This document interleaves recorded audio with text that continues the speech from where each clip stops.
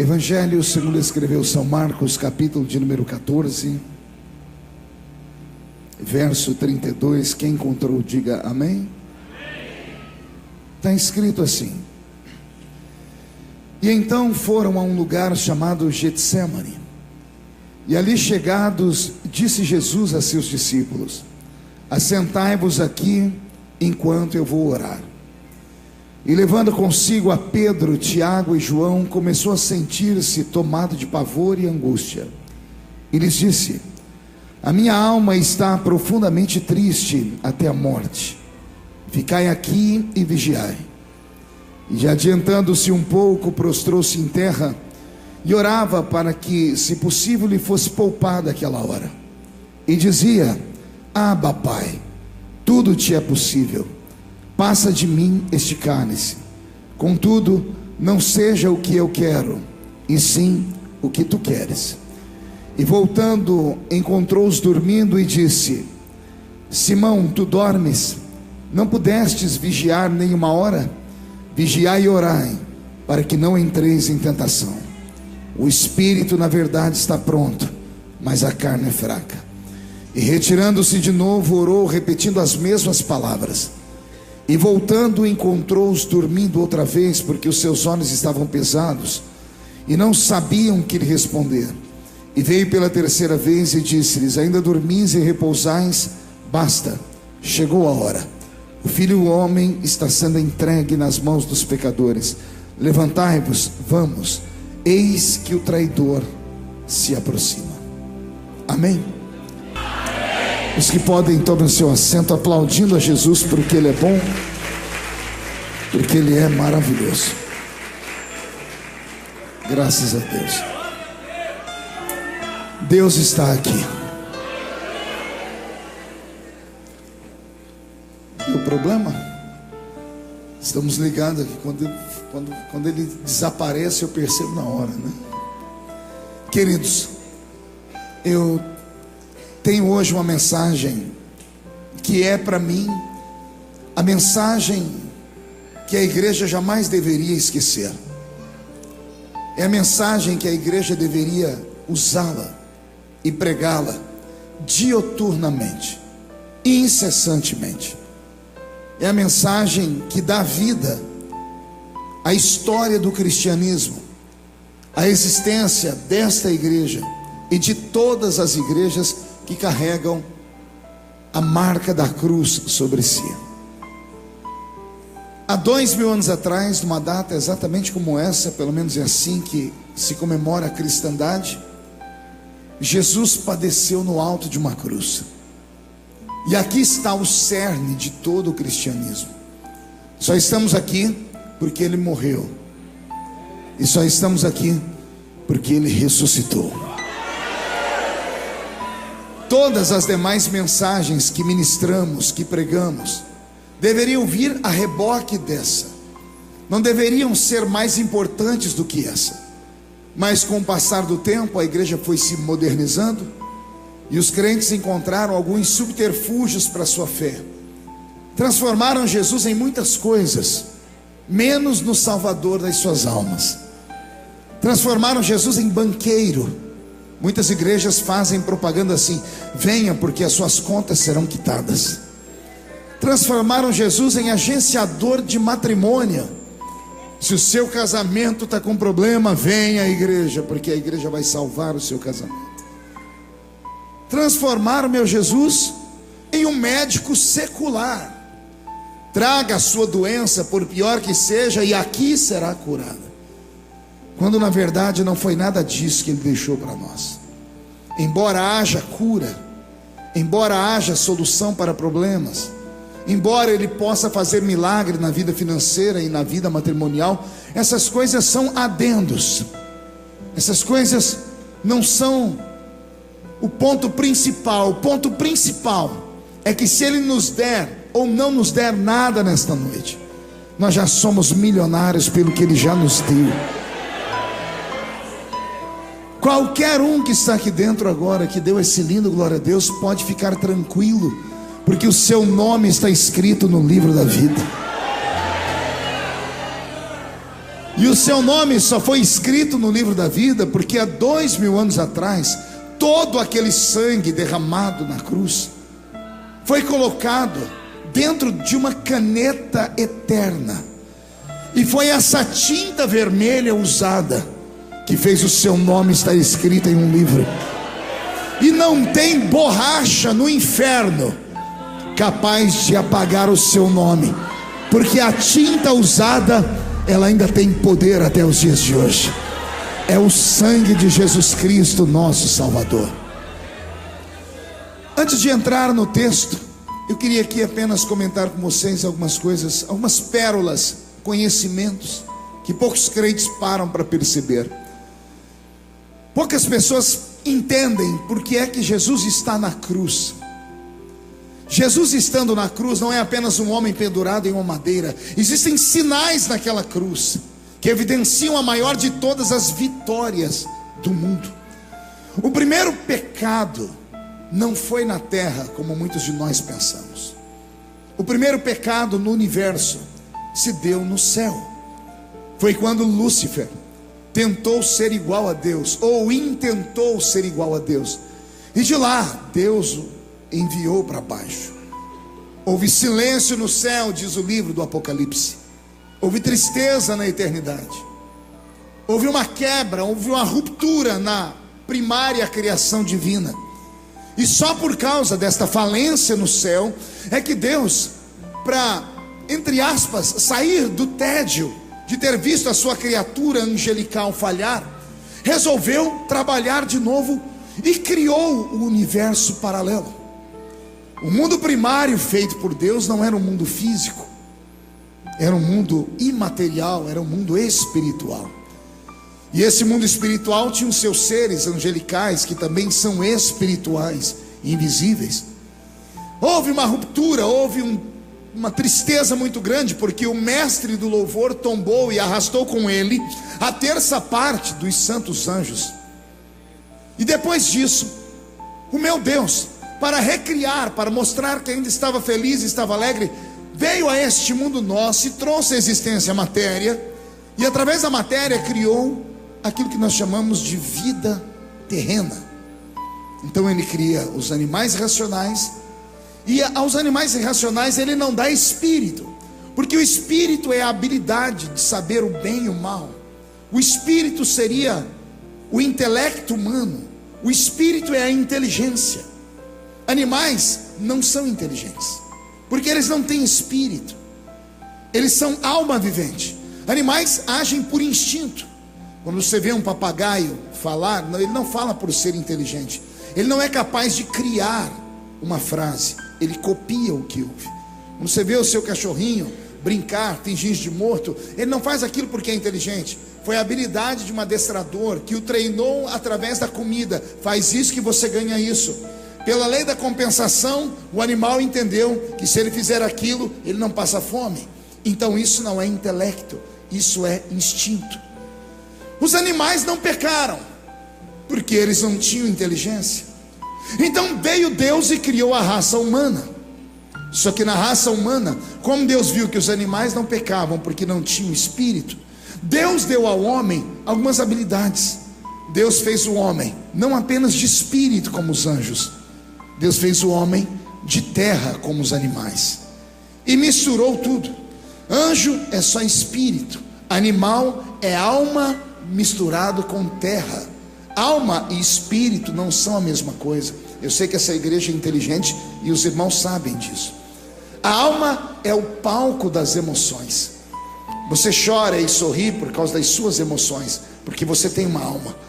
Você mostra raiva, fúria por causa da sua alma. É o seu estado de alma, não é um estado de espírito. Então a alma é o palco das emoções, e o espírito é o intelecto, é o eterno. A palavra espírito vem do grego ruach. Ruach é isso aqui, ó, sopro, ou isso aqui, hálito. Por isso que a Bíblia diz que o homem é o hálito divino. Por isso que Deus soprou nas narinas do homem o espírito. Então o homem é diferente de anjo e é diferente de animal. O homem tem alma e tem espírito. que tudo isso está dentro de um corpo terrestre. Anjo é só espírito, animal é alma dentro da terra, o homem é espírito, alma e terra. Qual a diferença dessas três criaturas? Anjo não pode morar na terra, porque a terra é um reino material, e anjo é espírito. Anjo visita a terra e volta para o céu. Animais irracionais não podem ir para o céu, porque eles só têm terra, são só matéria. A matéria fica na matéria, o espírito fica no espírito. Portanto, eu prego nessa noite para a única raça criada por Deus que vive na terra. Eu amo gente inteligente. Vive aqui e qualquer dia desse vai viver lá em cima. Por que isso? Porque nós não somos iguais a nada que Deus tenha criado. Agora, quando Deus criou o homem, houve também o fracasso da humanidade. Parece que a inteligência joga o homem no fundo do poço. Há quem diga que o homem inteligente não se perde no caminho. Falácia. Que diríamos de Salomão, o mais sábio dos homens que viveu na terra? Terminou os seus dias se curvando diante dos ídolos das suas 700 mulheres, fora as suas 300 concubinas. Então não é a inteligência que dá a salvação ao homem. É uma mistura de sentimento com racionalidade. É uma mistura de sentir Deus e crer em Deus. Eu sinto Deus e eu creio em Deus. Eu creio com a inteligência, mas eu sinto com a minha alma. Perceberam isso? Olha que coisa bonita. O primeiro pecado então se deu aonde? Não ouvi. E o segundo? Na terra. Olha o que eu vou falar para vocês. Esses dois aqui parecem ser pregadores, vão gostar disso para pregar depois para todo mundo. O primeiro pecado foi no... O segundo? Quem pecou no céu? Quem pecou na terra? O homem. Então olha que coisa, nós temos um empate cósmico. Lá em cima o diabo pecou, só que lá em cima Deus o neutralizou. Ou seja, tendo o diabo pecado lá, Deus o venceu e o expulsou do céu. Deus cria o homem vem e peca. Quando o homem peca na terra, Deus não tem para onde mandar o homem. O diabo olha para o céu e diz: aí o Senhor me venceu, aqui eu lhe venci. O primeiro erro se deu no céu, Deus expulsou o diabo e o diabo não pode entrar mais lá. O segundo erro se deu na terra, se deu por influência do diabo. Ele peca lá e tem influência na terra sobre a raça humana. É a maneira dele dizer: aí o Senhor me expulsou, aqui quem nascer eu derrubo. E de Adão até Jesus todos pecaram e destituídos estavam da glória de Deus. Por isso que Deus determinou a lei. O salário do pecado é a alma que pecar esta. Por isso, porque não havia salvação, todos os heróis que Deus levantou no Velho Testamento tombaram. Deus esperou que Adão fosse o salvador da humanidade, mas Adão acabou caindo na lábia de Eva, que caiu na lábia do diabo, e assim por diante. Os homens que se levantaram depois de Adão também pecaram. Deus esperava que a descendência de Adão trouxesse de volta o arrependimento, mas vem Caim e mata Abel. Deus espera que Noé seja o homem mais justo de todos. Noé planta uma vinha após o dilúvio e fica bêbado. Deus espera que Abraão, o pai da fé, seja o homem mais santo. Vem Abraão, conta uma mentira para o rei do Egito, quase destrói o Egito inteiro, falando que Sara era a irmã dele, não esposa. E a minha Bíblia diz na boca de Cristo: quem mente é filho de quem? O pai Abraão pecou. Deus levanta um homem segundo o seu coração, Davi. O homem segundo o coração, que mais louva, que mais adora e mais constrói salmos e nos ensina como tocar Deus, acaba mandando matar um homem e dorme com a esposa dela, ou com o esposo, e dorme com a esposa dele. Deus levanta Salomão para ser o exemplo de sabedoria, e o homem mais sábio do mundo morre louco. Deus levanta Sansão para ser juiz e libertar, o libertador morre preso. Todos os homens pecaram. O diabo passou uma temporada nesse mundo dizendo: aí o Senhor me venceu, aqui eu lhe venci. E então Deus, como é mestre em tudo, cria uma maneira para acabar com o desempate.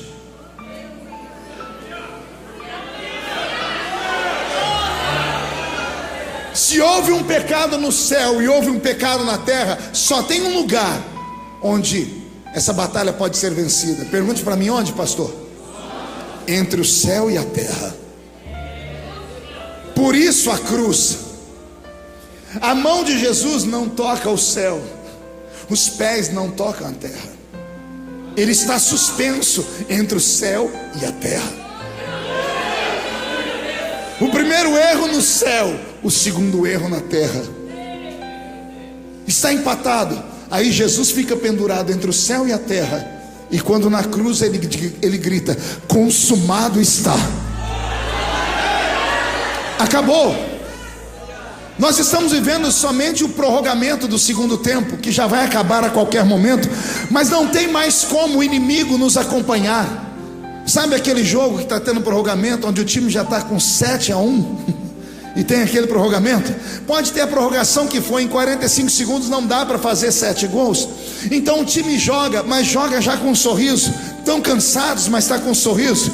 Está desanimando aqui por causa do tempo, está faltando energia, mas sabe que a vitória é dele. Isso somos nós. A vitória é nossa pelo sangue de Jesus Cristo. Satanás, nesses últimos dias, parece muito com uma pessoa que está se afogando no mar. Alguém já viu alguém se afogando? Uma pessoa que está se afogando no mar, se você tentar salvar ela, ela morre e leva você junto. Um dia eu estava lá em Camboriú, na beira da praia, e eu vi quando um desses salva-vidas, alguém gritou, uma pessoa estava se afogando, e ao invés de ele ir correndo, ele foi tranquilo, saiu nadando e ficou perto da pessoa, a pessoa se batendo e gritando, estendendo a mão, e o salva-vidas não tocou nela. Ele esperou ela desfalecer. Quando a pessoa desfaleceu, ele foi lá, agarrou ela com um braço, nadou até a praia, fez respiração boca a boca e trouxe a pessoa de volta. E aí todo mundo perguntou: por que o senhor demorou para salvar? Ele disse: se eu tentasse antes, morreríamos eu e ela. A pessoa que está morrendo afogada, a pessoa que está se afogando, ela dá suas últimas energias, suas últimas braçadas de desespero. O diabo está desse jeito. A fúria dele contra a igreja, contra a família, contra os nossos filhos, a fúria dele contra os louvores, contra os pastores. Nunca se caiu tantos pastores como nesses últimos dias. Estamos vivendo uma onda de suicídio de obreiros. Nunca antes a igreja foi tão atacada nas mídias sociais. Nunca antes a igreja foi tão atacada em jornais. E alguém está dizendo assim: por que tudo isso? É o abraço do afogado. Ele está sabendo que está terminando o tempo dele. Ele está dando as últimas braçadas. Só que para ele não há mais salvação. Chegará um dia em que ele mesmo, Satanás, será obrigado a dobrar o joelho diante de Cristo. Porque a Bíblia diz: todo joelho se dobrará e toda língua confessará que Jesus Cristo é o Senhor.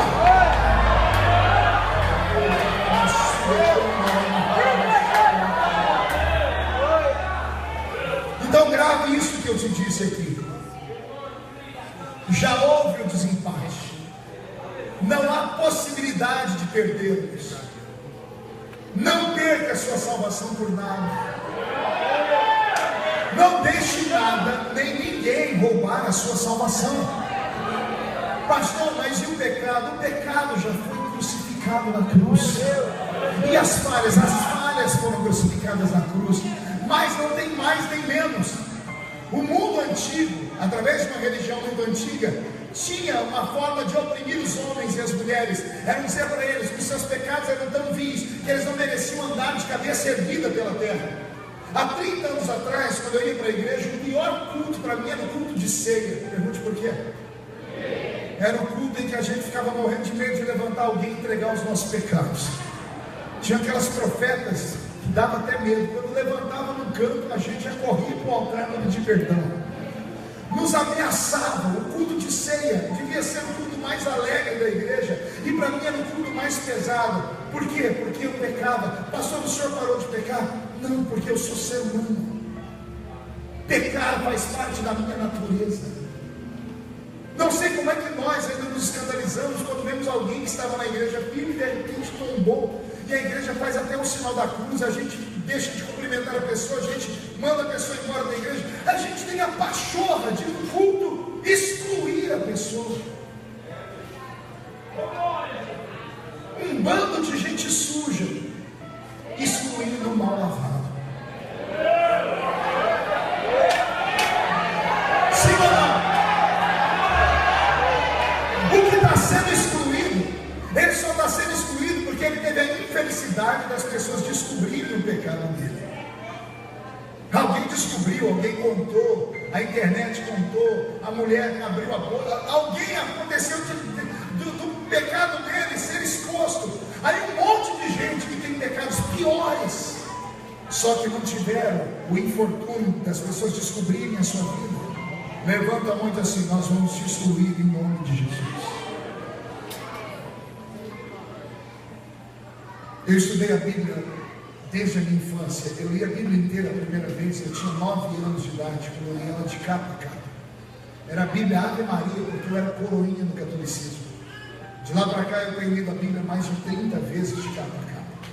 E eu ainda me assusto com a salvação. Porque quando eu me converti, me deram uma lista de coisas que eu tinha que fazer para ser salvo. Aceitei Jesus como Salvador. Pergunte: por que o senhor aceitou, pastor?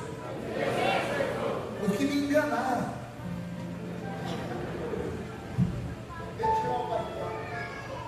Pergunte: me enganaram como, pastor? Pergunte. Eu estava no mundo, levando a minha vida de ignorância. Tinha vindo do catolicismo. Eu bebia, fumava, me drogava, porque ninguém me repreendia. Embora houvesse dentro de mim uma lei moral, que eu sabia o que era errado e o que era certo, eu continuava no erro. E para me ganhar para Jesus, mentiram para mim. E a mentira foi essa: Jesus te ama. E eu disse: mas eu sou sujo. Ele disse assim: ele te ama mesmo sujo. Mas eu peco. Ele te ama mesmo pecando. Mas eu bebo, fumo, drogo. Ele te ama desse jeito. Ele quer você na igreja, mas a igreja não quer gente pura, não. Ele mandou: venha como está. Mentiram para mim. Pergunte por quê? Porque eu vim, acreditei. O pregador pregou uma mensagem tão linda naquela noite que eu comecei a chorar. Quando chamaram para frente, eu fui o primeiro a dobrar o joelho. Quando terminou o culto, eu falei: estou salvo, porque o pastor falou: você está salvo, está limpo e liberto. Antes de sair do culto, reuniu ao meu redor uns 5 jovens para pegar meu nome, meu endereço, e disseram assim: olha, a partir de agora você não pode mais. Eu falei: o quê? Não pode colocar short, não pode jogar bola, não pode assistir televisão, não pode deixar a barba crescer, não pode, é uma série de coisas. Eu disse: mas e se eu fizer qualquer coisa errada? E se eu botar short? A moça que estava me evangelizando abriu as mãos e disse assim: agora é com você e Deus, que você conhece a verdade. E verdade que eu conhecia. Aí com o passar dos anos eu comecei a ficar oprimido na igreja. Pergunte por quê? Porque na hora da ceia o pastor dizia: Deus vai te levar. Ai de você, miserável adúltero, Deus vai revelar. Aí o mesmo pastor, no meio da rua, dizia: Deus ama a prostituta, Deus ama um menino que tem uma orientação sexual diferente da nossa, Deus ama o assassino atrás das grades. Que Deus é esse que ama um podre e quer matar seus filhos? Vamos lá, me ajude a entender isso. De repente eu esteja errado. Vamos pensar. Que Deus é esse que tem paciência com qualquer pessoa no mundo suja? E quando essa pessoa entra aqui dentro para tentar se acertar, Deus começa a ameaçar. Ai de ti, ai de ti. Com todo respeito, o meu Deus não é esse Deus que me ensinaram. Um Deus que mata o miserável, que quer condenar os seus filhos. Esse não é o meu Deus. Meu Deus não manda recado de morte. Quem manda recado de morte é Jezabel. O meu Deus manda recado de vida. Eu venho uma pregação contrária dizer que o mais fraco aqui dentro, o mais fraco, aquele crente capena, aquele crente domingueiro, aquele crente Raimundo, lembra?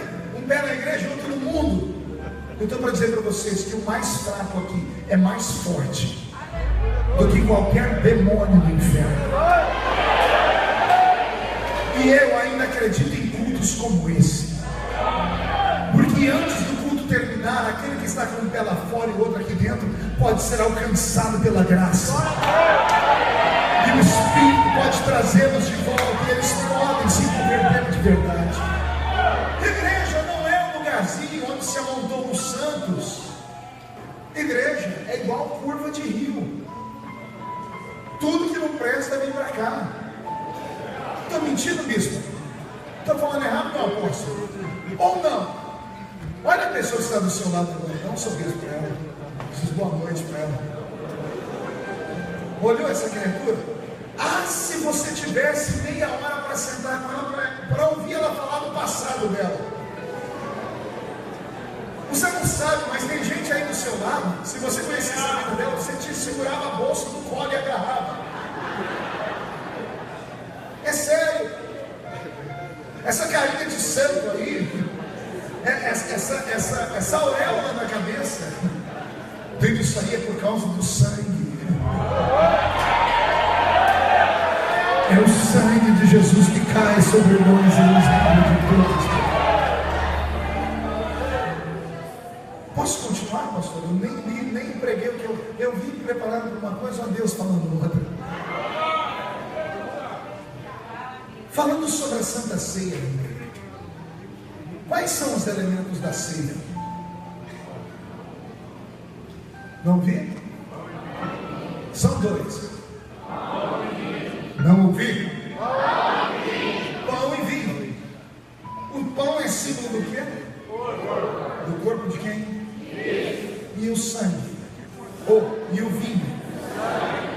Símbolo do sangue de quem? Pois bem, esses são os elementos. Algumas igrejas impedem os crentes de tomar ceia. Por quê? Porque eles caíram, tombaram em pecado. Está certo isso?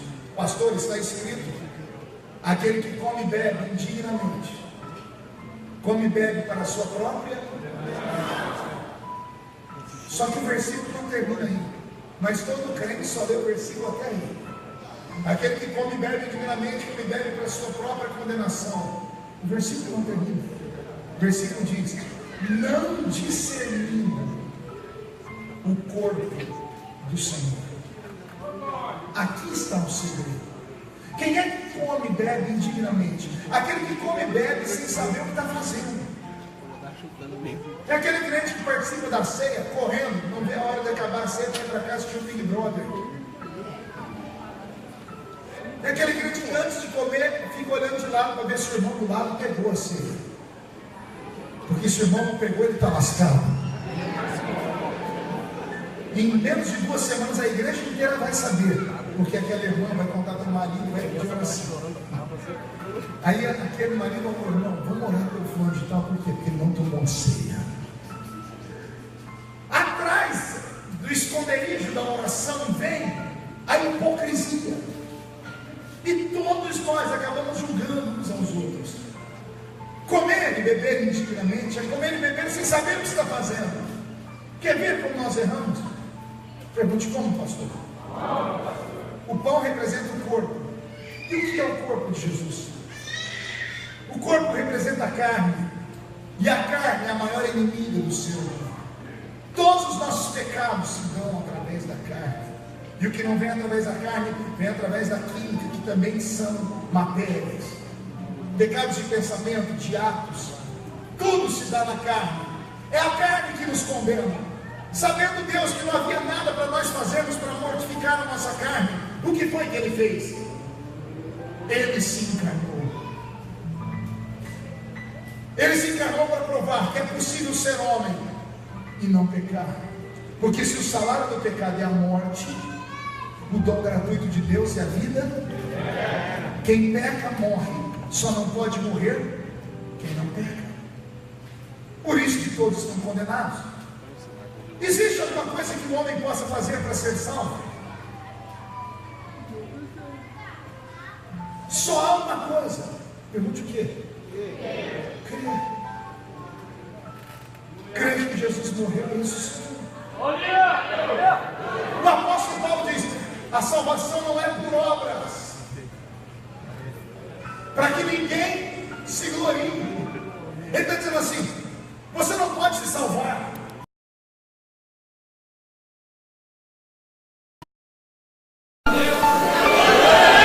Essa venceu na cruz. Então quando você come a carne, o sofrimento que ele passou para que você pudesse ser salvo. Agora vem a parte mais bonita. Pergunte qual? O sangue. Para que serve o sangue? Para que serve o sangue de Jesus? Não ver? Purificar, cobrir. O que? Os pecados. Então quer dizer que o sangue foi derramado para perdão dos pecados, é isso? Mas no dia da ceia os pecadores não podem tomar o sangue.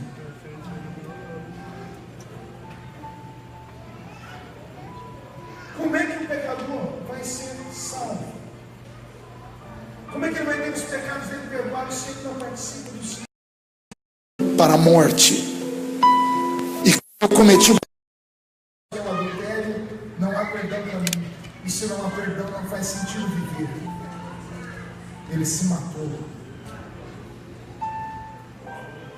Sabia disso? Sabia que existem igrejas que têm um pecado para a morte?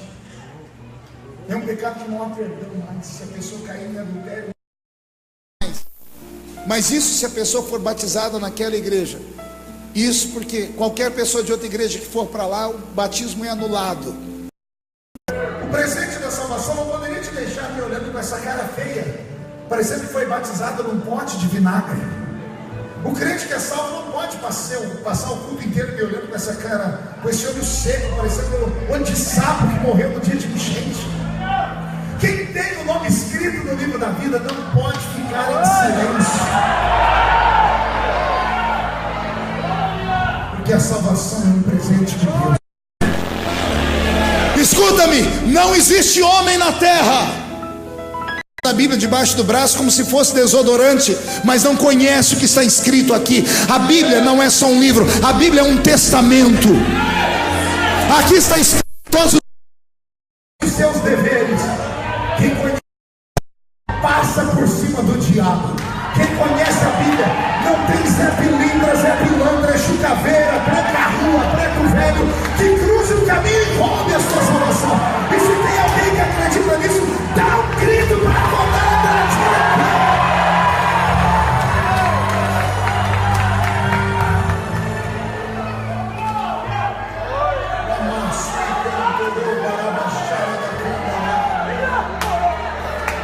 É sexta-feira.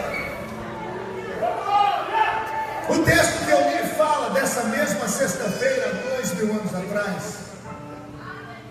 Uma sexta-feira esquisita e estranha. Atenção no que Jesus falou. Quando ele agarrou o pedaço de pão, arrepiou todo mundo. Acabou a ceia.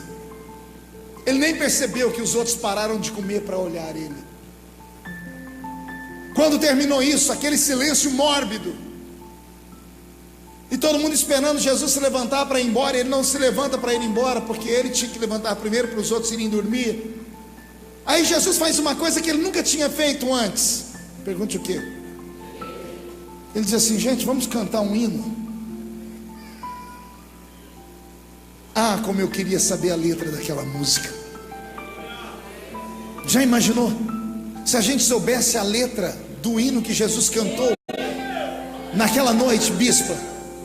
A Bíblia fala dos salmos de Davi, a Bíblia fala do cântico de Miriam, a Bíblia fala do cântico de Débora, do cântico de Moisés, do cântico de Maria, o Magnificat, o cântico de Isaías.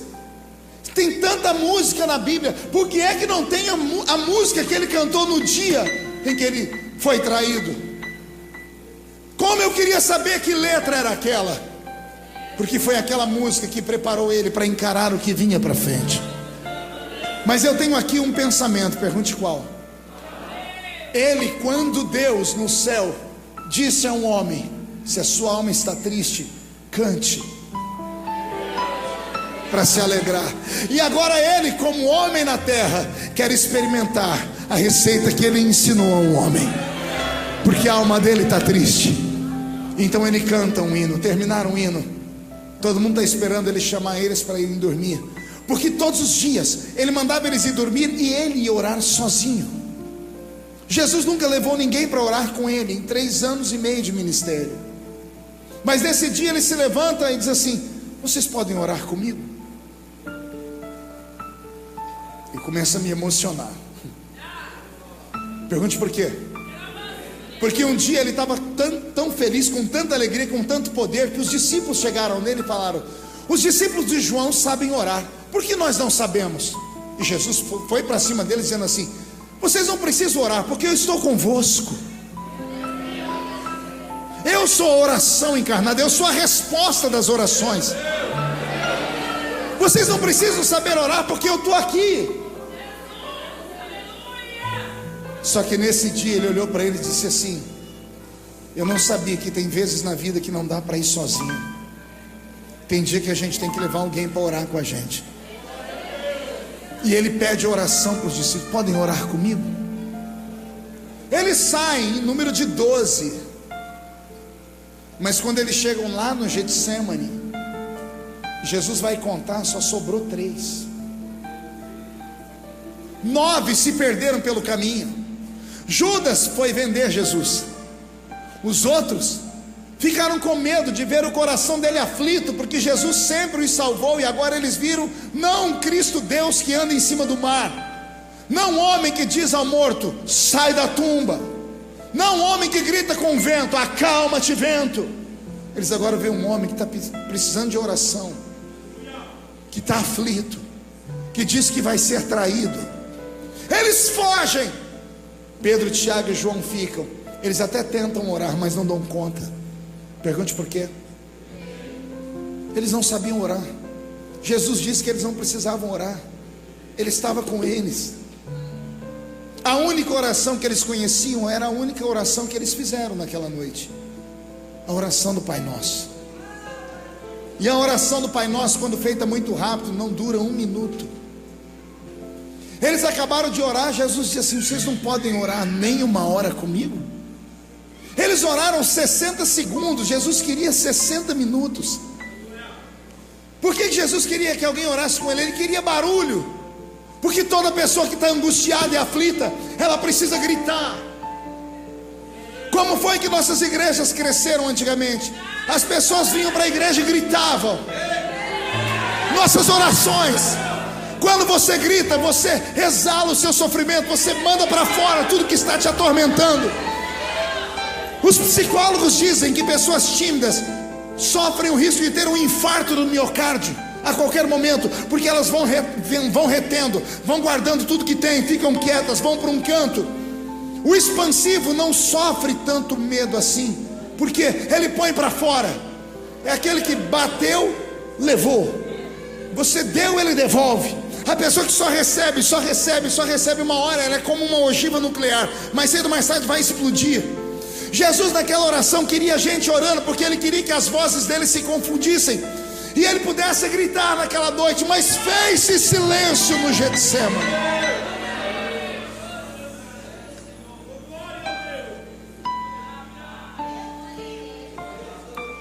Quando ele viu que não dava para eles orar com ele, Jesus aprendeu uma coisa que nós seres humanos vivemos sempre. Pergunte o quê? Tem dia que a angústia é grande, que a gente pede para um amigo orar, mas nem a oração do amigo funciona. Tem vales que a gente tem que ir sozinho. E ele entra no Getsemane sozinho. Quando eu digo sozinho, eu digo em ipsis literis. Eu digo, ele foi sozinho de verdade. Nenhum anjo acompanhou Jesus ao Getsemane. Aliás, Deus transformou o Getsemane naquela noite numa grande arena. Deus e o diabo se reuniram naquele jardim antes de Jesus chegar. Fizeram um pacto. O pacto foi esse. Deus diz ao diabo: eu não ajudo ele, e você não atrapalha ele. A decisão que ele vai tomar nesse jardim depende só dele. Não pode ter interferência, nem minha, nem sua.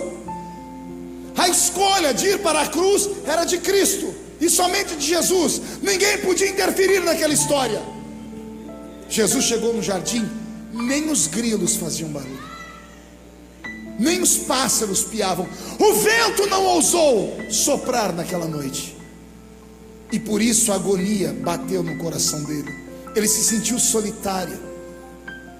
E não bastasse isso, o que era uma bênção virou uma maldição. Pergunte o que? O lado divino dele sempre foi bênção, porque quando o lado divino dele aparecia, ele curava, andava em cima das águas, tudo que eu citei. O lado divino que foi bênção, naquele dia foi ruim, porque o lado divino dentro dele fazia ele enxergar antes da hora, por curiosidade, o que iria acontecer. Ele viu antes da hora o beijo de Judas. Antes de acontecer, ele enxergou o esbofeteamento do soldado, a cuspideira no rosto. Pior, ele sentiu as chibatadas antes da hora. Ele sentiu os pregos antes da hora. Como Deus, ele viu o futuro, e o homem sentia tudo. O corpo dele se desequilibra e ele soa gotas de sangue. A gente sempre fala do sangue derramado na cruz, né? A gente nunca fala do sangue do jardim. O primeiro sangue que Jesus derramou não foi na cruz. O primeiro sangue foi no Getsemane. Você sabe o que significa a palavra Getsemane? Getsemane significa prensa de óleo. No jardim do Getsemane se plantavam as oliveiras. O fruto da oliveira, a vide, era pegado, era colocado dentro de uma morsa e era espremido. O fruto da oliveira é espremido 7 vezes. A primeira vez que é espremido, que sai a primícia, o primeiro óleo, aquele óleo era entregue no altar. Ele era o óleo mais puro. O óleo mais puro era pego pelos aldeões e levados no altar em oferenda, em sacrifício, em oferta, porque era o óleo mais puro. Era com esse óleo que acendiam as lamparinas do templo. A segunda vez que prensavam, o óleo que saía era para curar. O azeite era usado para cura. E do terceiro em diante era usado para comida, etc, etc. Olha como tem mensagens escondidas na Bíblia. O primeiro sangue que ele derramou foi no Getsemane. O fruto da oliveira foi exprimido pelo peso dos nossos erros. Aquele primeiro sangue não foi para nós. Aquele primeiro sangue foi uma oferta no altar, dizendo: o primeiro sangue meu é teu, Pai. Ele se levanta daquele jardim depois de fazer um grito, e esse grito só vem porque o lado divino também ajudou. Porque se eu disse que ele enxergou a cruz antes da hora, se ele sentiu a dor antes da hora, e por isso ele suou gotas de sangue, antes ele sair correndo de medo, porque ele faz uma oração de medo. Alguém lembra da oração dele? Se possível for, passa de mim este cálice. Isso é medo. Quando Jesus dá esse grito, bispo e apóstolo, o inferno e o céu se sacodem. Demônios estão prontos para dar um grito de vitória. Os anjos estão desesperados. Deus não pode interferir, o diabo também não, porque Jesus disse: se for possível, passa de mim esse cálice. É Jesus dizendo: tem outro jeito, tem outra maneira que não seja a cruz. Mas a Bíblia já havia dado a ordem: só há perdão de pecados se houver derramamento de sangue. Hoje no almoço a minha filha mais velha me fez uma pergunta teológica. Ela anda assistindo uma série na Netflix que chama Lúcifer. Fizeram uma série na Netflix que é um capeta tão bonzinho. Ele cansou de ser capeta. E ele veio para a terra e diz: não, eu não sou tão ruim desse jeito não. Aí, olha só como é que o inferno é. Aí minha filha falou: papai, por que o diabo não tem perdão? E se ele se ajoelhar hoje diante de Deus? Se ele falar: eu me arrependo dos meus pecados, Deus perdoa ele ou não? Olha que dúvida. Olha a igreja em silêncio. Deu até para ouvir assim, ó, cri, cri, cri, cri. Está vendo como a gente acha que sabe e não sabe muita coisa? Por que o diabo não tem perdão? Simples. Só pode haver perdão contra a santidade de Deus se houver um sacrifício de vida. Porque um pecado contra Deus é morte. O diabo pecou contra Deus. Para ele ser perdoado, alguém teria que morrer por ele. Mas ele pecou em espírito. Ele não tinha carne. Ele pecou num corpo eterno. Não tem como um espírito morrer por um espírito. Por isso não tem perdão para ele. Aqui vem a bondade de Deus. Tem gente que lê a Bíblia e acha que Deus está com raiva de Adão e Eva. Quando Deus expulsa Adão e Eva do jardim, quem já leu na Bíblia assim? E apareceu uma espada sem apoio da mão de homem e começou a girar ao redor da árvore da vida, para que ninguém tocasse a árvore da vida. Olha, o desespero de Deus foi tão grande, que quando Adão e Eva pecaram, porque haviam duas árvores no jardim especiais, a árvore do conhecimento do bem e do mal, que foi a que Adão e Eva pecaram, comeram, e a outra era a árvore da vida. Quem comesse da árvore da vida nunca mais morreria. Se Adão e Eva comessem daquele fruto, não teria como alguém morrer por eles na cruz do Calvário. Eles estariam condenados. A bondade de Deus é tão grande que quando o homem peca, a primeira coisa que Deus faz é colocar uma espada no jardim para proteger a árvore da vida, para ninguém tocar na árvore. Porque se o homem tem o conhecimento do bem e do mal e ele come da árvore, acabou, ele não teria como alguém morrer por ele, não haveria perdão de pecados. Só há perdão se houver derramamento de sangue. Olha que coisa linda estamos aprendendo nessa noite aqui. Os melhores banquetes Deus traz assim, nos mistérios. Eu não sei você, mas eu estou sentindo o céu bem pertinho aqui. É uma mistura de culto, de congresso, de avivamento, com estudo bíblico e unção e glória. Eu quero ver o resultado. Lembra que eu disse que o que fez Jesus suar gotas de sangue foi porque ele se desesperou vendo a cruz antes da hora? Só que antes dele sair correndo do jardim, o lado divino dele, instigado, fez ele olhar além da cruz. Imagine a cruz aqui, ele olhando a cruz, o desespero, a dor, o prego, tudo. Se ele ficasse olhando só para a cruz, ele sairia correndo. Então eu acredito que Jesus olhou para a cruz, mas ele fez assim, olha, a cruz está aqui. Ele resolveu olhar de lado. Ele olhou além da cruz. Pergunte a mim o que ele veio, o que ele viu. Você. Ele viu esse culto aqui em Andradina. Ele viu a senhora, o senhor aqui nesse culto com seus filhos. Ele viu você dando glória a Deus, chorando, agradecendo. E por sua culpa ele levantou e continuou a oração dizendo: todavia seja feita a sua vontade, não a minha.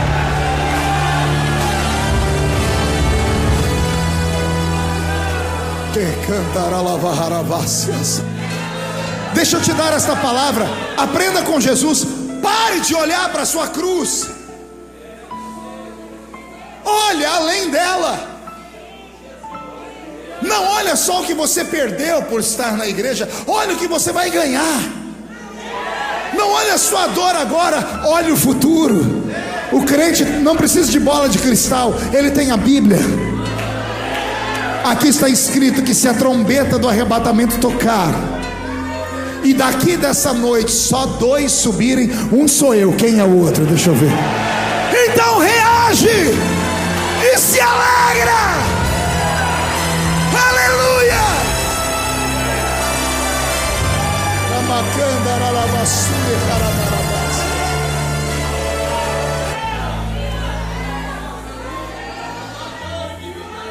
Quem olha para a cruz, quem olha para a traição, entra no jardim pedindo oração para todo mundo. Mas quem enxerga além da cruz, sai do jardim dizendo assim: não puderam orar comigo nem uma hora?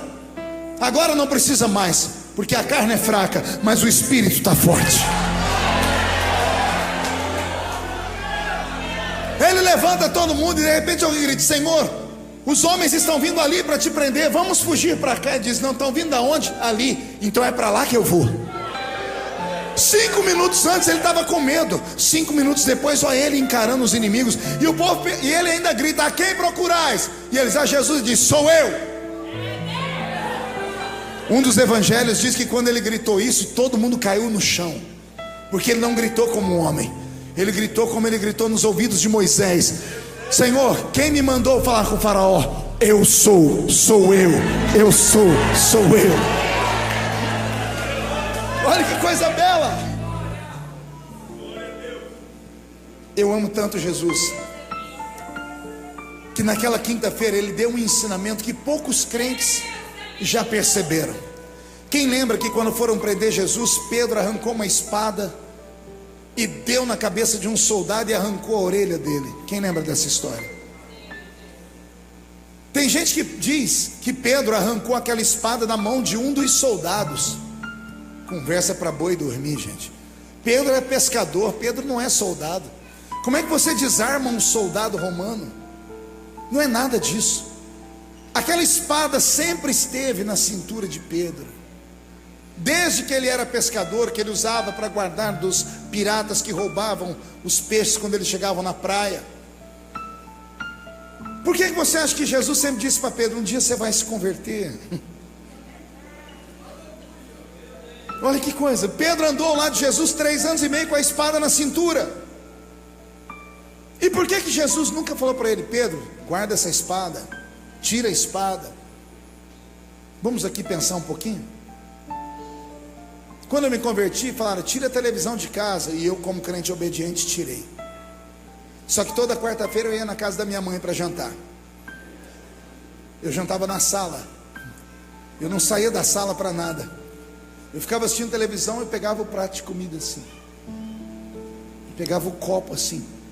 A minha tia chegava: oi tia, benção. E a televisão aqui: oi, tudo bem, como é que você está? O casamento, tá bem, dá licença, estou assistindo aqui. 1 ano depois minha mãe me falou: por que você não compra uma televisão? Minha mãe não era cristã, não era crente. Por que você não compra uma televisão para você? Eu falei: porque é pecado, mãe. Ela disse: é pecado na sua casa. Eu vou lá na sua igreja falar para o seu pastor que você vem aqui toda quarta-feira assistir televisão. Pergunte: qual a semelhança entre o senhor e Pedro? É que nós dois tínhamos uma espada na cintura.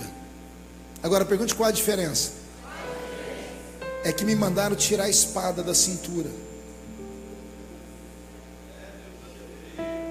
Eu tirei a espada da cintura, tirei a televisão da minha casa, mas eu nunca tirei a televisão do coração.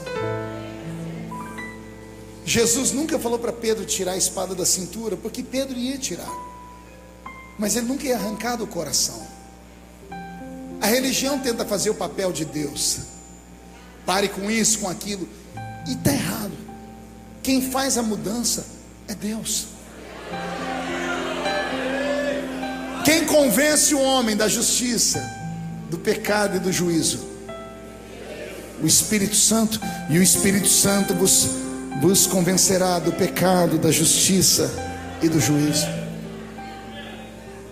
Pedro pegou aquela espada e tentou dar na cabeça do soldado. O soldado se esquivou e arrancou a orelha. Quer ouvir um ensinamento lindo? Caiu no chão naquela noite, no meio do escuro, uma orelha. Sim ou não? Eu fui estudar aquela história e eu chorei, porque aquele guarda, diferente do que eu disse no início, que todo mundo pensa que era um guarda pretoriano, e não era. Aquele guarda era um guarda do sacerdote.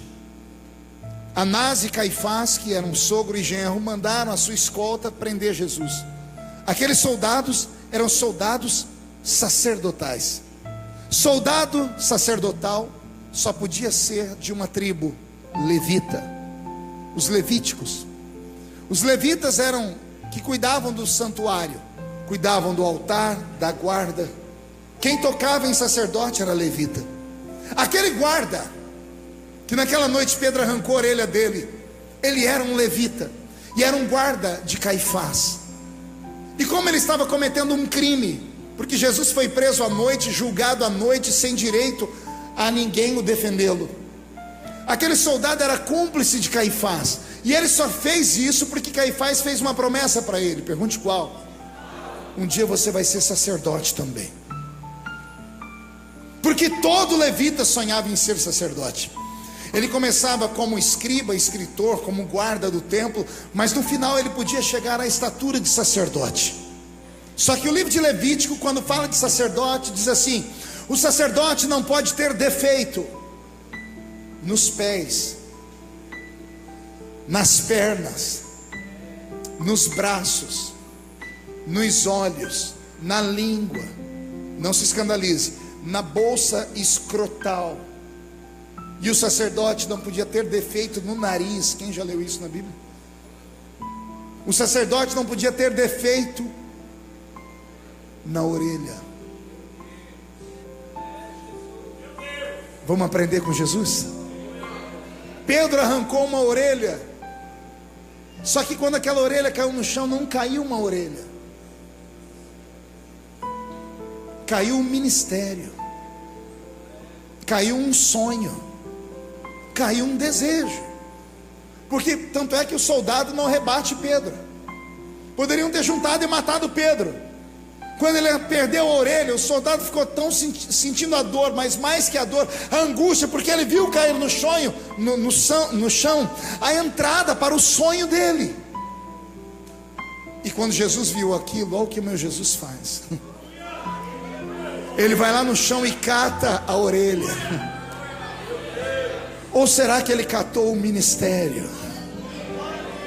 Ou será que ele catou um sonho? E ele devolveu para o lugar. Era a maneira dele dizer: comigo ninguém perde. Era a maneira dele dizer: ainda que você me toque, eu não tiro o ministério que eu te dei. Olha o que Deus está dizendo. Por isso que a Bíblia diz que no ungido só Deus toca. Só Deus toca. Só Deus toca.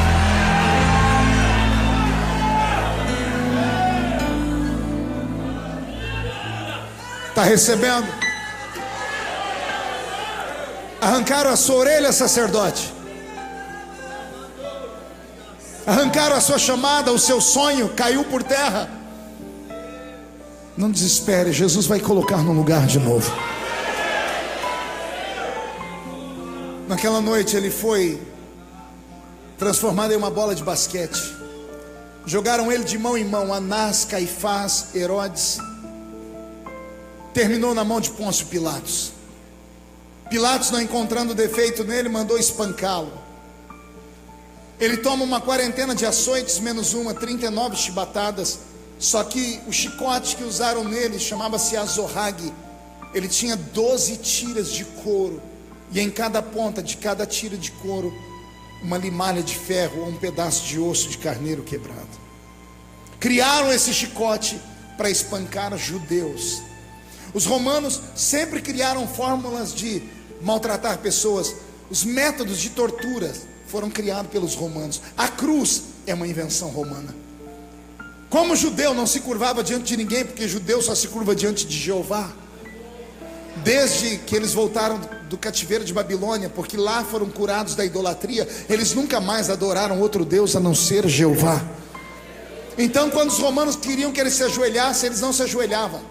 Então eles tomavam no princípio chicotadas, 39 chicotadas de chicote comum, só uma faixa de couro. Tomavam e todo mundo se curvava, e o judeu aguentava, não se curvava. Então os romanos criaram um chicote pesado, 7 tiras. Cada vez que tomava uma chibatada, valia por 7. O osso e o ferro entravam na carne, arrancavam um pedaço quando o soldado tirava. 39 chibatadas. Esse era o número, porque ninguém suportava mais de 40. O soldado que batia, ficavam 2 do lado dele, iam contando, 1, 2, 38. Na 39ª, os soldados se atracavam com o soldado que estava espancando a pessoa e arrancavam de perto, porque a pessoa poderia morrer. Jesus tomou naquele dia mais de 400 cortes no corpo. Aquele filme do Mel Gibson é real. Quando o corpo dele parece que está todo definhando, quando aparecem as costelas. Ele perdeu naquela noite quase 3 litros de sangue. E ele desmaiou. O chicote era criado para ver o homem flagelado se curvar. Era a tara de todo soldado romano ver um judeu perder as forças no joelho e se curvar. Isso mostrava que eles tinham força para derrubá-lo. Isso vinha na 10ª chibatada, porque 10 chibatadas valiam por 120. A 11ª chibatada era a mais esperada pelos soldados, porque eles ficavam endemoniados. Porque a 11ª não pegava nas costas, porque ele estava em pé. Quando o corpo dele caía, o soldado não mirava onde dava. A 11ª chibatada pegava no ombro e no rosto e no pescoço. E sabe o que mais me choca? É que a Bíblia diz que ele não abriu a boca dele para reclamar.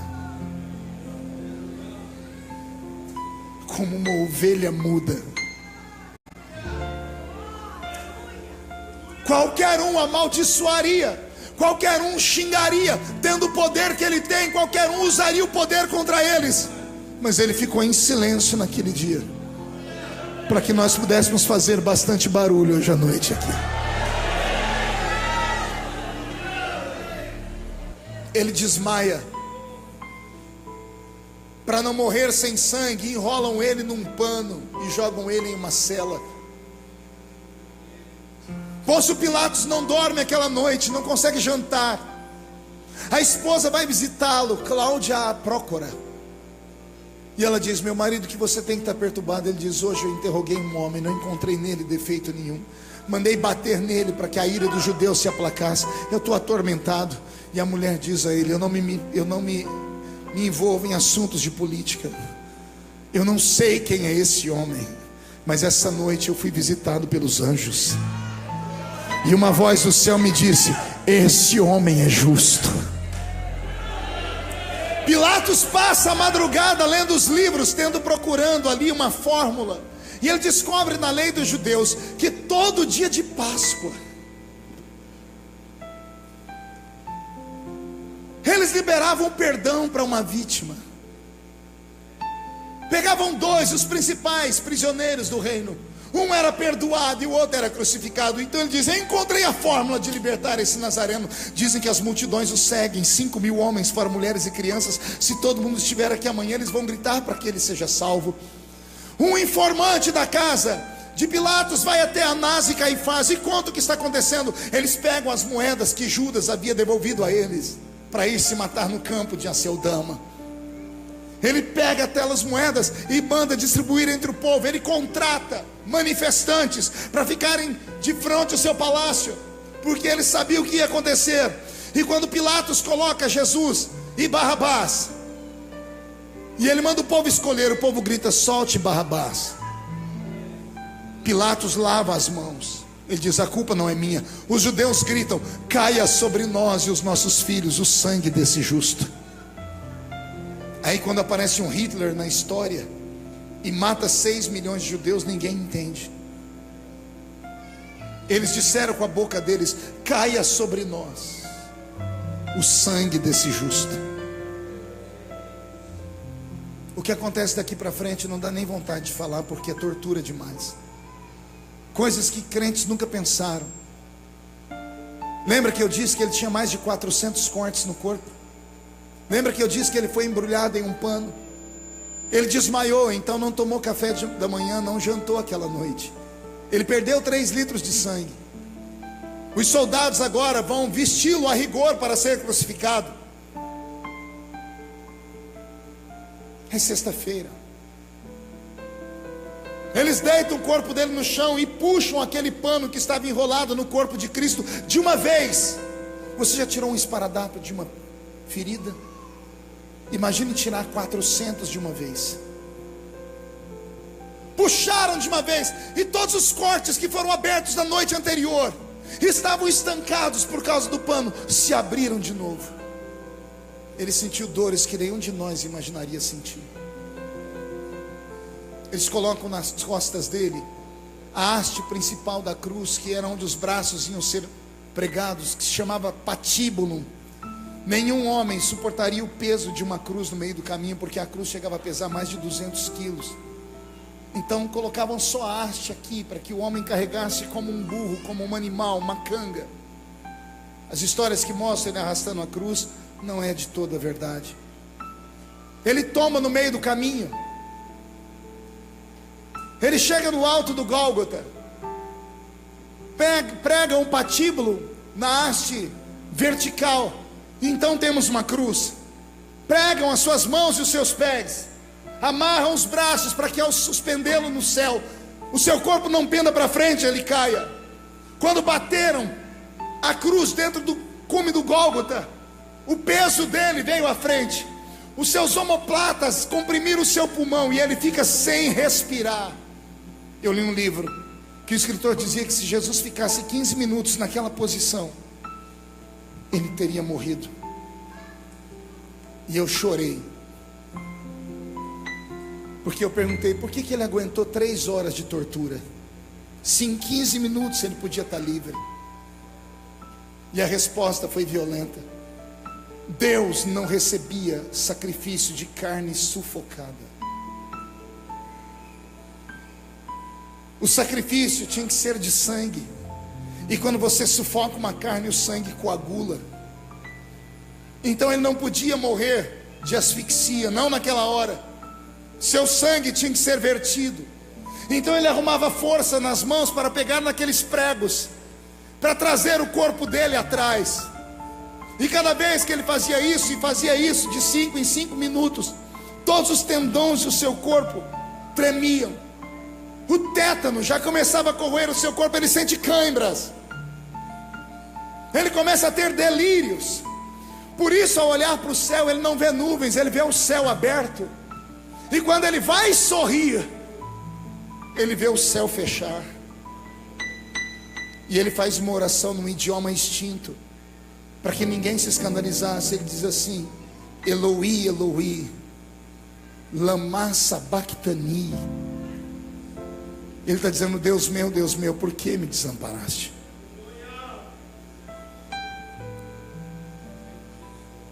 Há 2000 anos atrás, uma sexta-feira como essa, senhoras e senhores, o astro-rei perdeu a alegria de existir e se escondeu. O vento soprou forte naquela montanha. Ele travava uma guerra entre a vida e a morte, pela minha vida e a sua.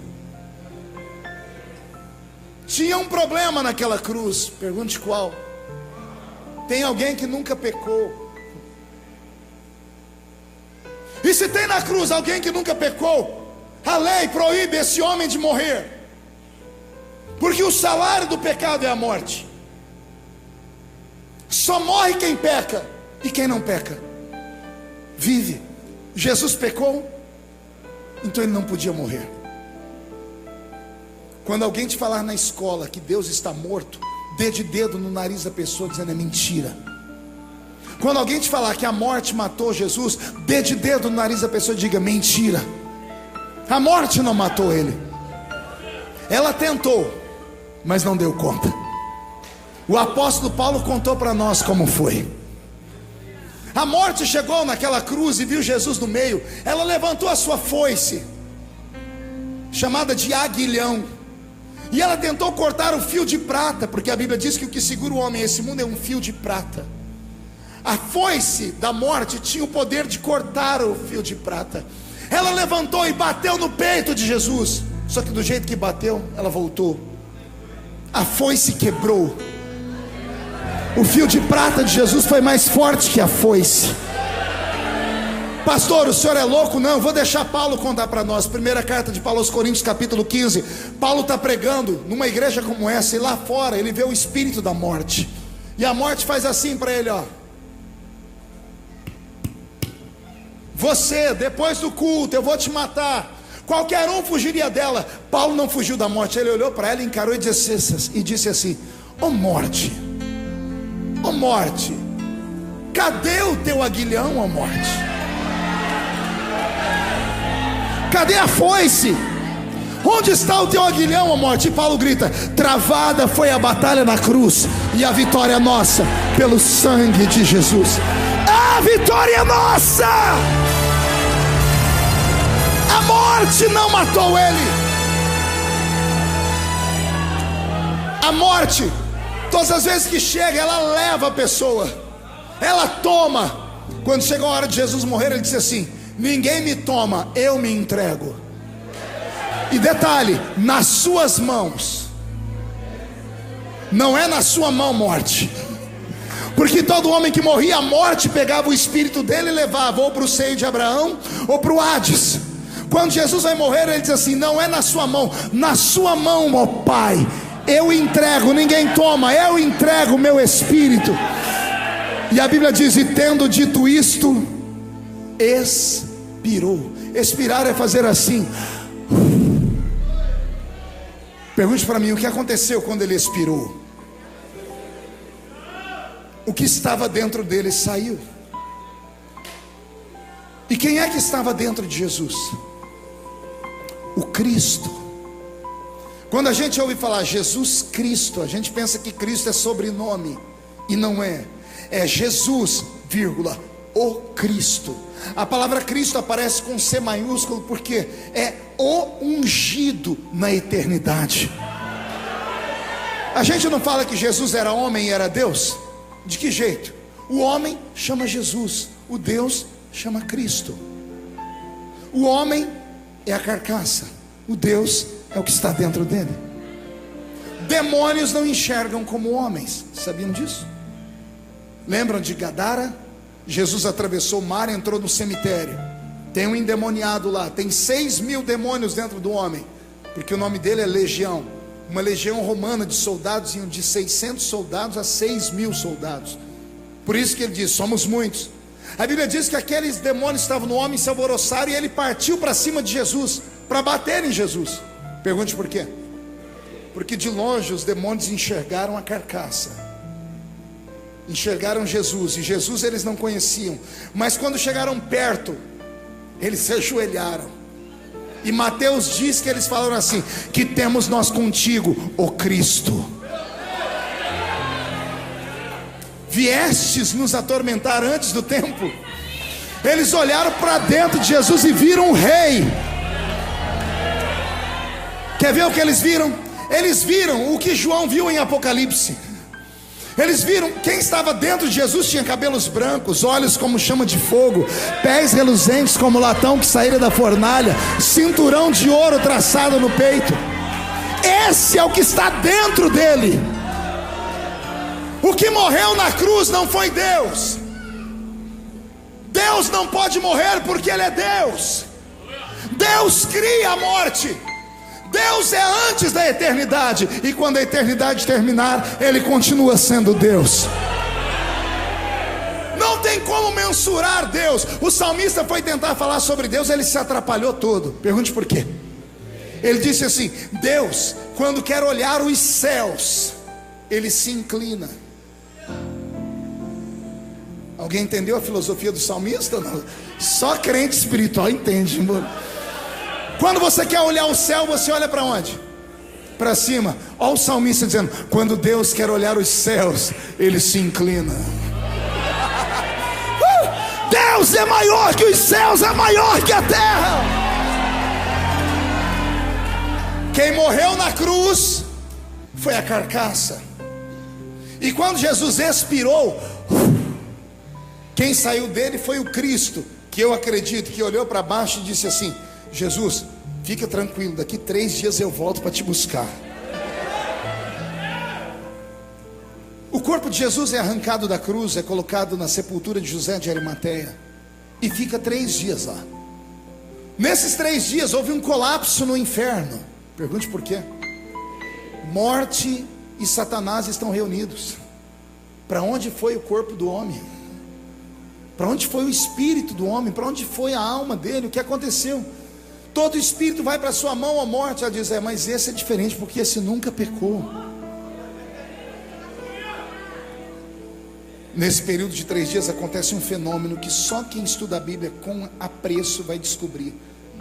Jesus vai ao inferno e toma da mão do diabo e da morte a chave do inferno e da morte. Ele toma a chave do inferno e a chave da morte. O inferno seria o lugar onde estão os condenados para sempre. A morte seria o seio de Abraão, onde estavam reservados aqueles que um dia seriam salvos.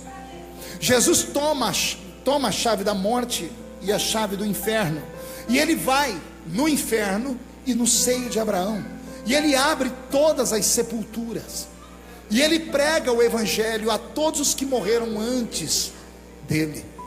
Porque se Jesus não prega o evangelho a todos que morreram antes dele, haveria uma injustiça, porque nós somos salvos e os que morreram antes não. A Bíblia diz que ele, tendo morrido, desceu às partes mais baixas e trouxe consigo um cativeiro. Quem são esses do cativeiro? Todos os que morreram antes dele. Jesus foi ao seio de Abraão e pregou, mais ou menos assim. Ele está com a chave da morte na mão.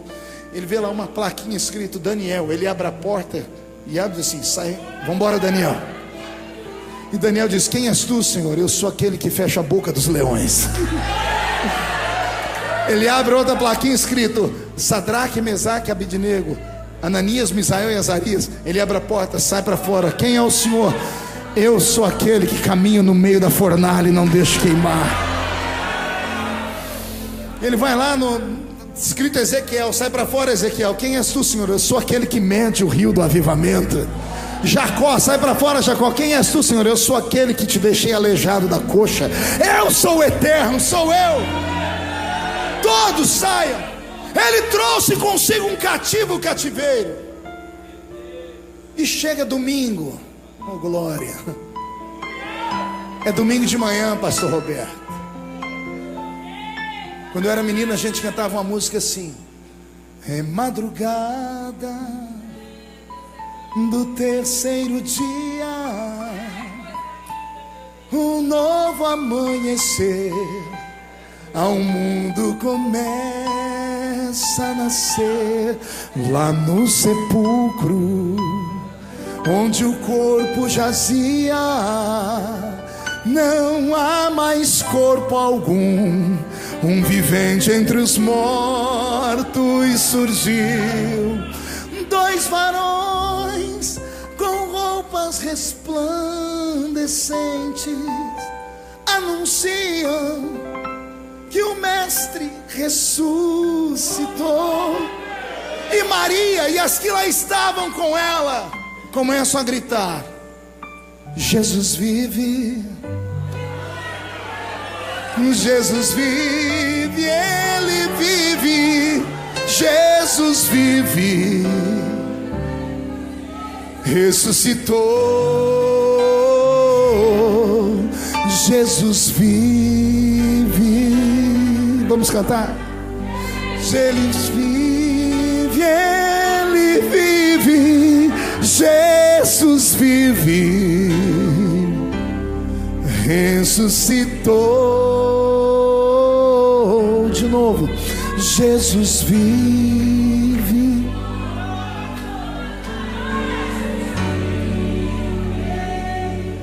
Cadê a voz? Jesus vive, ressuscitou, Jesus vive, Ele vive, Ele vive, ressuscitou.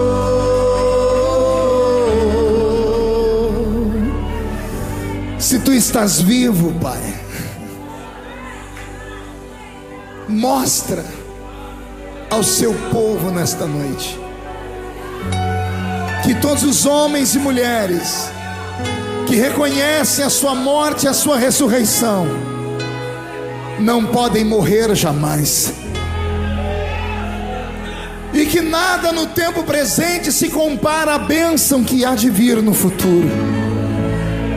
E eu profetizo em nome de Jesus que nessa sexta-feira haverá um milagre te acompanhando até a sua casa, até a sua família.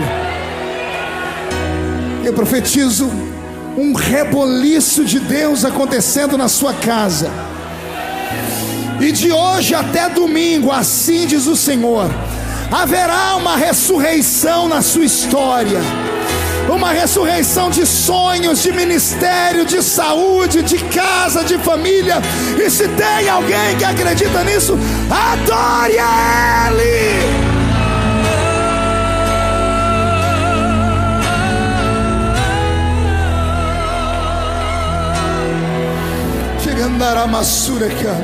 Sempre que eu leio a história de Cristo, eu fico a pensar com grande emoção.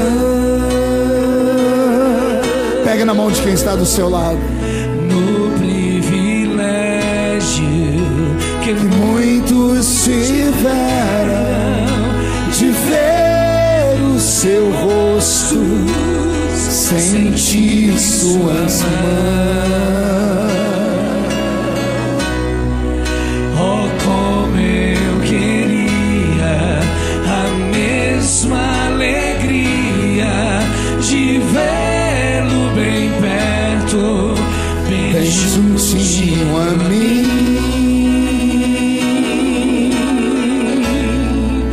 Olhar em seus olhos, adore, serenos e meigos.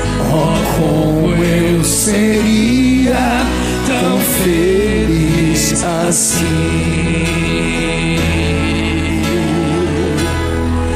Queria saber como era o seu rosto, embora eu sinta que era muito lindo, inspirava fé e também confiança, e dava a todos o gozo infinito.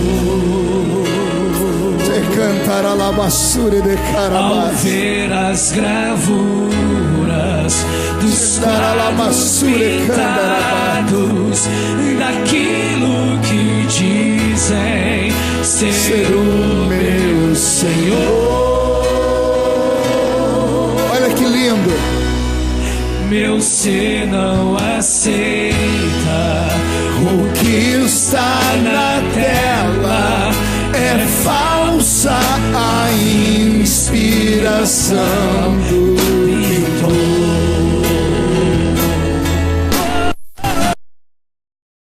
Eu não creio num Cristo vencido, cheio de amarguras, semblantes de dor. Eu creio no Cristo de rosto alegre, eu creio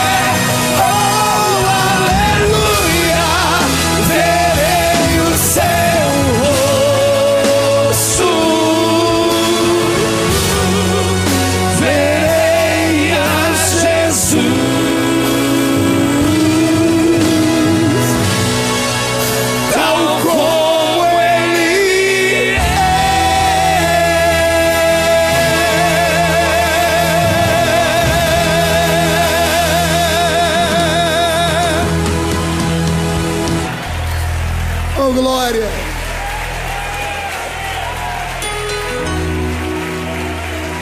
Incline a sua cabeça.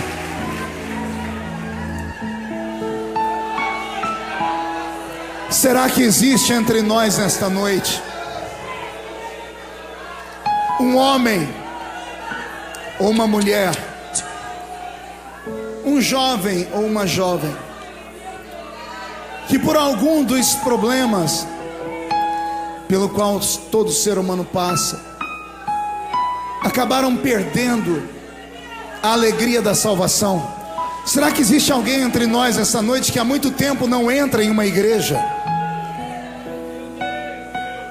Alguém que se afastou dos caminhos do Senhor, ousou vir aqui hoje porque foi convidado, porque foi atraído pela propaganda, veio aqui hoje dizendo assim: será que Deus ainda me ama? Enquanto me ouviu pregar, se emocionou, sentiu Deus. Todo final de semana você passa das baladas perto da igrejinha antiga e você sente saudades. Você tem vontade de voltar, mas não tem força. Foi excluído, excomungado. A mágoa que você carrega da igreja é tão grande que te impediu de ir em algum culto. Mas hoje você ouviu o Espírito Santo. Você veio à igreja. Você não veio porque alguém te convidou. Você veio porque Ele colocou um anzol no seu queixo. E Ele me mandou te dizer uma palavra, rapaz: você ainda vai ser pastor. A senhora vai ser uma grande mulher de Deus, uma obreira, uma pastora ainda. Hoje ninguém dá nada por você, mas Ele que fez a promessa me trouxe hoje aqui só para te dizer: eu nunca te expulsei da igreja. Quem te mandou embora foram os homens. Que mal que eu te fiz para você me deixar, para você me abandonar? Eu vou pedir para que a igreja incline a cabeça. Se você tiver coragem de voltar nessa noite, sair de onde você está e vir aqui perto de mim, eu quero tocar a sua vida. E eu vou orar para Deus te devolver tudo que foi roubado da sua história. Pastor, mas se eu for aí na frente, que vão falar de mim? Quem fala de você não paga as suas contas. Quem fala de você não morreu na cruz do Calvário por você. Mas se você tiver coragem de vir, eu vou orar para Deus te dar de volta tudo que você perdeu. E quem viver verá, para ver o grande homem ou a grande mulher que você vai se tornar. A igreja está de cabeça baixa ainda. Eu estou esperando as pessoas. Abre o corredor para mim, essa câmera agora vai atrapalhar. As pessoas estão vindo. Sua morte ali na Se só ele viesse e ela, eu já estaria feliz. carregando a minha dor. Mas tem mais gente. Você Vem, se expôs por mim. vem.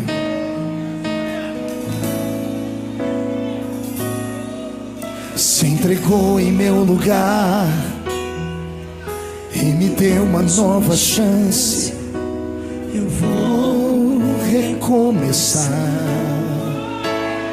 Vem, vem, vem, Vou deixar vem. Onde está você? Vem. tudo que Você que está aí fora vendo pelo telão, vem. Entra aqui dentro da igreja, deixa eu orar pela sua vida. pra trás. Olho Pra você, corro pra você, seu amor me chama. Olha que lindo. Vou deixar na cruz tudo que passou, tudo que ficou pra trás. Olho pra você, corro pra você, seu amor me chama.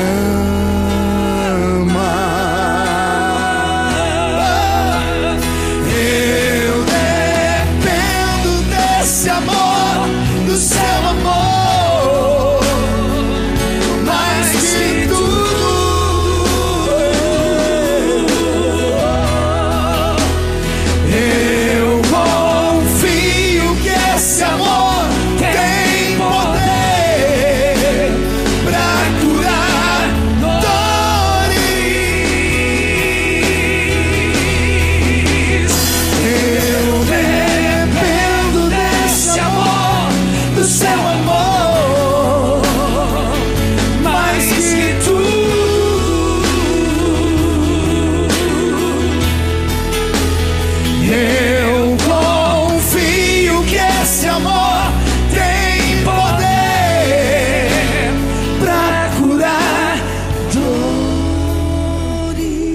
Senhor,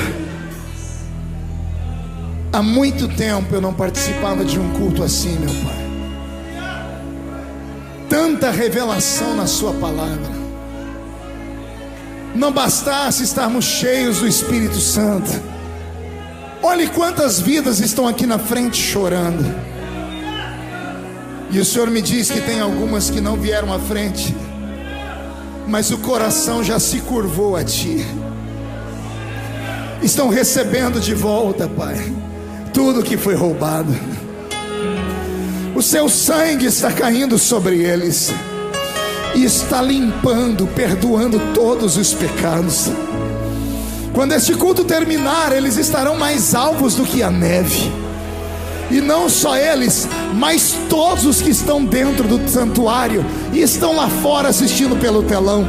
Todos os que vieram para Te adorar nesta sexta-feira da paixão. Faltar-me-ia vocábulos, faltar-me-ia palavras, Eterno, para Te agradecer por tudo que o Senhor fez por nós. Nada que nós façamos nesse mundo é o suficiente para Te agradecer pela Sua morte na cruz. O mundo, Jesus, parece que não Te ama mais. O século 21 é um século negro, Senhor. As universidades estão tomadas por ateus. Nossos filhos não aprendem mais nada sobre Ti. As igrejas estão se esvaziando. As pessoas não vêm mais às escolas dominical, aos cultos de ensino. A Bíblia já não é mais um adereço bem-vindo. Parece que estamos sucumbindo, meu Deus. Mas hoje eu estou feliz porque eu estou pregando para remanescentes. Eu encontrei aqui em Andradina homens e mulheres que Te amam, Te adoram. Eles gritaram, eles louvaram, e eles merecem voltar para casa com um milagre nas mãos. Por isso, libera a cura, Jesus. Cure os enfermos nessa noite. Resolve os problemas. Libera uma unção de milagres. E quando eles dormirem esta noite, sejam visitados por sonhos proféticos. E amanhã, quando acordarem, vão ver o dia mais bonito. Vão olhar no espelho e mal vão se reconhecer, porque verão algo novo acontecendo. Que a ressurreição da Páscoa traga sobre todos nós um milagre eterno. Eu profetizo, Senhor, a bênção em nome do Pai, do Filho e do Espírito Santo. E todos digam: levante a mão direita para o céu comigo. Diga em nome de Jesus: todos os demônios que lutaram contra a minha vida, contra a minha família, contra a minha salvação, eu ordeno, venha para a palma da minha mão. Feche a sua mão. Eu vou contar até 3, você vai jogar no chão e vai pisar em cima. E você vai abraçar pelo menos umas 3 pessoas. E vai dizer a cada uma delas: não deixe ninguém roubar a sua salvação, porque Jesus está voltando. 1, você nunca mais será o mesmo. 1,5, sua família vai sentir orgulho de você de novo. 2, Andradina será chamada de terra do avivamento. 2,5, a sua casa será salva. Crê no Senhor Jesus. 3, jogue no chão, pise em cima, abrace as pessoas, abrace.